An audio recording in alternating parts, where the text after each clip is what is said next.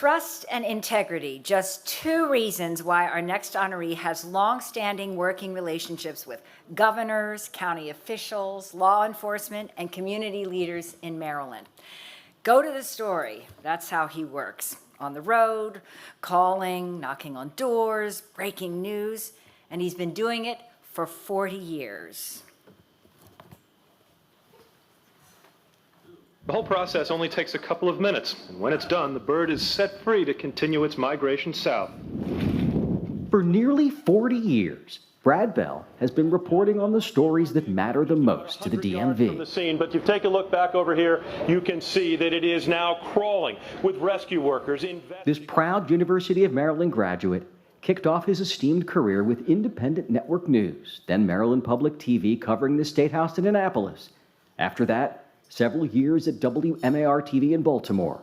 From there, WJLA. Police sources say that Oliver's routine included a visit to this thrift shop, where he's been Maryland's bureau chief for decades, breaking countless stories while maintaining the highest of journalistic standards. Now we're going to keep working the story. I'm going to get back into those court documents when we... Brad is a true blue Marylander. He doesn't, I mean, people in Virginia and D.C. might try to claim him, but he's all Maryland. He's a Terp. Former Maryland Governor Larry Hogan, who has faced a barrage of questions over the years from Brad, says the secret to Bell's success is not only his unwavering fairness, his unmatched work ethic, and deep reservoir of knowledge, but the fact that viewers feel like they know him, even if they've never met him.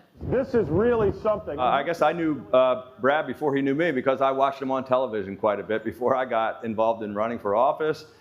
He's a wonderful guy. He's an institution, and one of the real quality journalists that I've developed a relationship with. He's always fair. You can see that the bridge rises up to a peak. About halfway up to the peak is where it happened. I've dedicated myself to what I do here. I think Brad's done the same thing, reporting for this community. Montgomery County State's Attorney John McCarthy credits Brad for setting the bar on how to cover suburban Maryland as a journalist.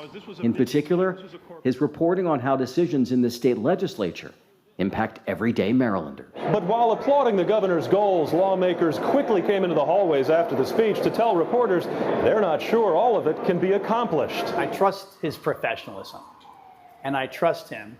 And I will also tell you, because of his thoroughness, I've learned things about my own cases that were very important, vital pieces of information that he discovered through his reporting. I'm in Rockville right now. This is one of the other races we're watching. The entire council, the mayor's up for election here.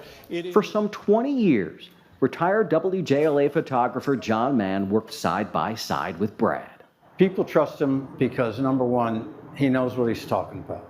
Among Brad's passions, reporting on the health of Maryland's waterways and the creatures who reside above and below.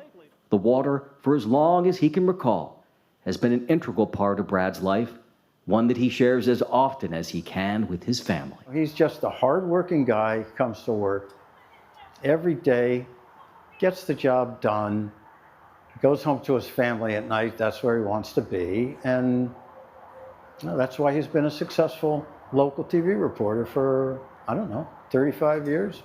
There is some irony in the use of this boat for this purpose. Many will quickly tell you Brad Bell works so hard to inform and enlighten because he fundamentally believes that local journalism matters, and getting it right matters even more.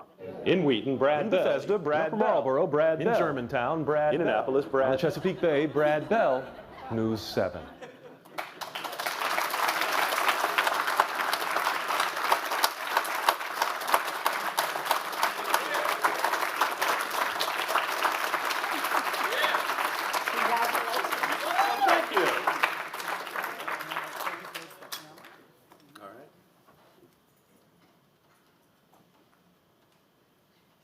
Thank you. Well, thank you all. Look, so I've been doing TV a long time. I have the ability to speak for 1 minute and 30 seconds and stop. But I can also go on for about a half an hour. So I'm not sure which one of these nights that it's going to be. My all-time favorite executive producer, Kelly Lamp, showed up tonight. She no longer works with us. And she told me a few years ago that our producers had a saying that once I got going on a live shot and I wouldn't stop, they called it getting your bell rung. So Producers, you're welcome to rap me, but I can't see it because of the lights. You just watched me age before your eyes. And part of the aging is I now have glasses, and I'm doing something that I don't normally do in my live shots, which is I'm writing something down, and I'm gonna go from something that I wrote instead of just ad-libbing. And first, I want to congratulate all the other honorees tonight. I've known some of you a very long time, and I have the utmost respect for you as people and journalists. Don Toms, I saw him earlier, and I said I was going to tell a story about him. So I did work at MPT. It was my first on-air job. I had been up on Capitol Hill as a field producer. It was very exciting up on the Hill. I was in Tip O'Neill's office every day. Tip knew my name. I was running around. It was great. And I got hired my first on-air job at MPT. And I showed up on the day that I was assigned to be there. It was about 40 years ago. And I walked in. You saw how young I was. And I'm here. My name's Brad Bell, and I'm reporting for work today. I'm going to be a reporter on State Circle. And she said, just a minute. And they paged, Brad Bell is here. Nobody came. Nobody came. I'm sitting there in the lobby. I'm wondering what's going on here. And as 30 minutes goes by, and then finally Don Toms comes out. Do you remember this? You don't. There's no way. That made you 16. So he comes out and takes me to my office because my supervisors, one of whom was in that video for Don, forgot I was starting that day. That was my inauspicious start to on-air local television news. They forgot I was coming to work. And I went down to the basement where my office was at Owings Mills, this half, you guys know there, and there's this half window is up here like that, and I look out and there's vultures circling.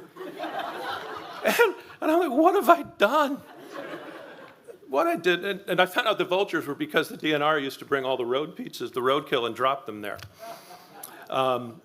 So what happened that day, Don, in effect, you helped launch my career. Because that put me in the State House, and that was a great spot. Tim and Deborah, look, we've paralleled for a very long time. Tim, I've considered a friend. He hasn't come up yet since we were at MAR together, so congratulations to all of you. And I also want to thank the folks at my table tonight. I don't thank my wife, but she's at a wedding, had to go to tonight, so I'm here with my friends from Channel 7. My news director, Cheryl, my best all-time news director. Roe has made the trip up here. Sam Ford, you talk about legends in the industry, now retired.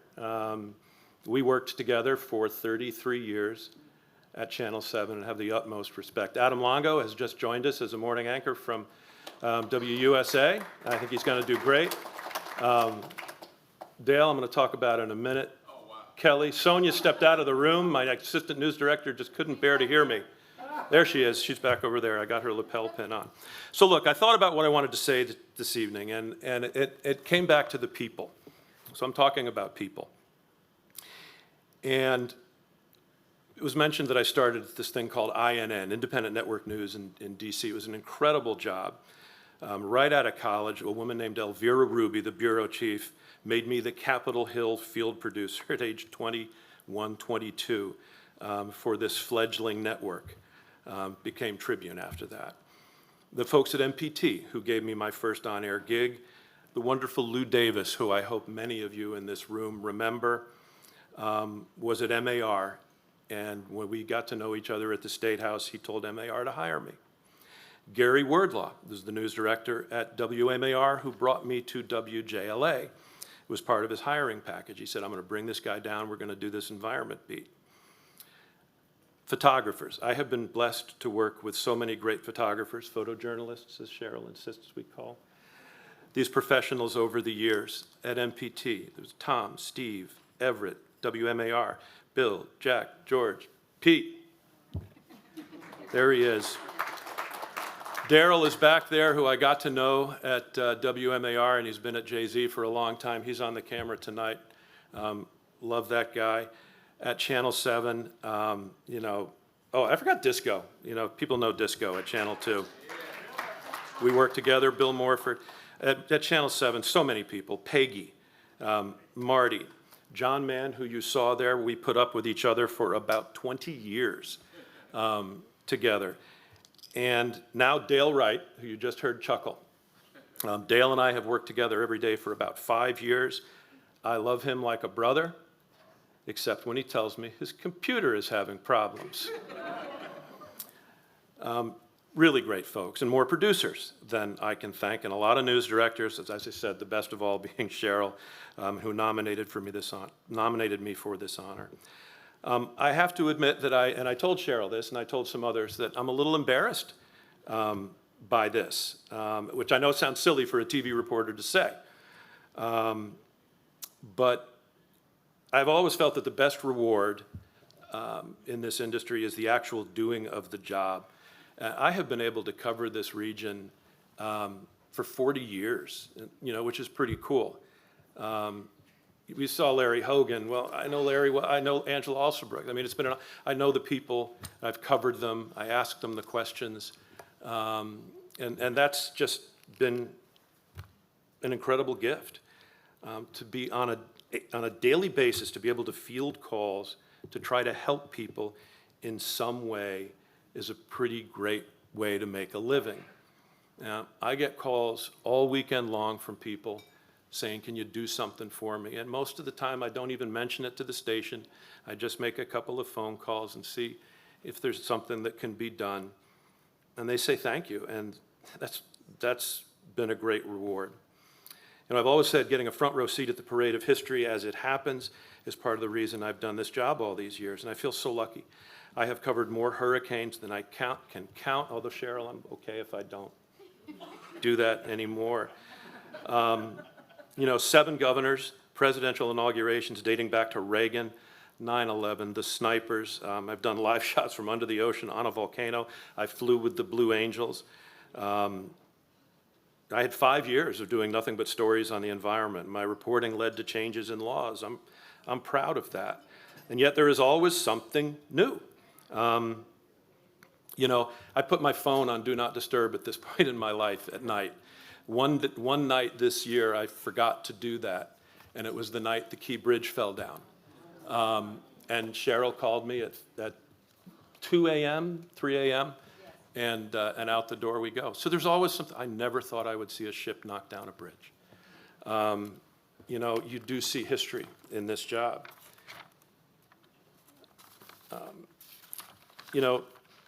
So that's been my reward. I will have a lifetime of stories to tell my grandkids if I can only remember them. I'm not done. I'm still out here working every single day, and though I'll admit things are changing. I used to be able to wear a cummerbund. A couple weeks ago, I chased a cop. There's a cop. She's accused, I'll tell you the backstory, it's a lot of cars, but she's accused of stealing 3 cars. And sometimes who are the good guys, who are the bad guys? I try to treat everybody with respect. So this police officer is accused of stealing a bunch of cars. She walks out of courthouse, and I say, Ms. Alston, is there anything you'd like to say? And she said something, and it was either an insult or a death threat.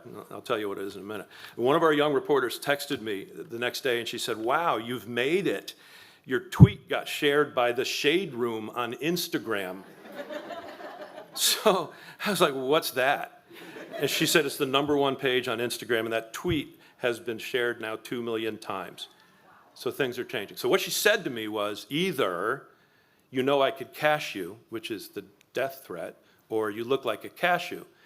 So you're welcome to Google that and see what it means. And I'm not going to argue with her. She's not wrong. And you're welcome to have a chuckle at my expense.